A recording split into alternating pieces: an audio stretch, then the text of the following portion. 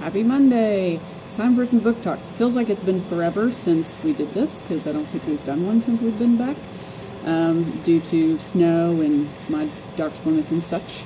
But I have 3 books to talk about today, and I've been kind of in a little bit of a reading slump. Just everything that I've picked up, I've really kind of had to force myself to finish, because I don't know, things are just not grabbing me. It's not that I'm not picking up interesting looking things, it's just that once I get in them, I'm kind of like, but maybe you'll enjoy some of these. First one I'll talk about is by Nancy Werlin. It's And Then There Were Four. It is a mystery. We have it here in the library, ready to check out if you're interested. And I don't want to tell you too much to spoil any surprises, but basically it starts with 5 students who have been invited to this leadership club meeting in an old abandoned carriage house on the property of their private school. And while they are there, there is a thunderstorm and the roof collapses and they almost die. Okay, so it starts off all super dramatic like that. And then, things get a little twisty from there. It's told in alternating perspectives. Sarah Linda, I believe Sarah Linda's chapters are in first person, and Caleb's chapters are in second person. So it's like, you did this and you did that. It's a little bit confusing, and to me was really not the best choice, but maybe you'll like it. I don't know. But I don't know. I made the mistake of reading a 1-star review of the book before I finished it. And while the review was hilarious, it also pointed out a lot of things to me that I was like, oh yeah, no, this is terrible. But other people really liked the book, so maybe you will.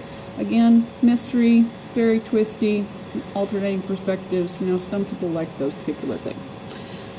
The next book I read, this was from the public library. I didn't bring it with me today, but I'm going to be turning it back into the public library soon. It's called The 57 Bus. You may have heard of this book. There's been a lot of buzz about it. It is nonfiction. It's about an event that happened several years ago.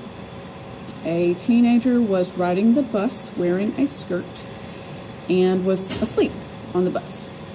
And another teenager from a different part of town was also riding the bus. They did not know each other, but through an unfortunate choice, the teenager who was not asleep, obviously, flicked a lighter at the other teenager's skirt and engulfed them in flames, covering their body with 2nd and 3rd degree burns, resulting in, multiple surgeries, skin grafts, and such.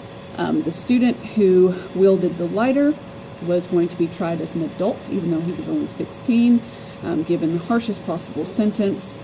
And I will let you read the book if you would like to know more about the backgrounds of both of these characters and the eventual results of the case.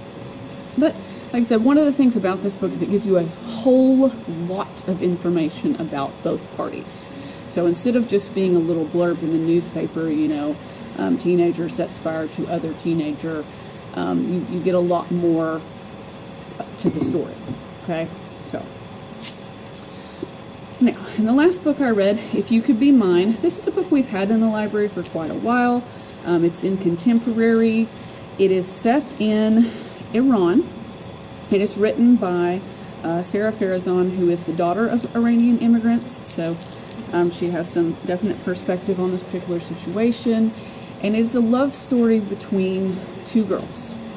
Now, in Iran at this particular time, which is present day, there's a very conservative religious government.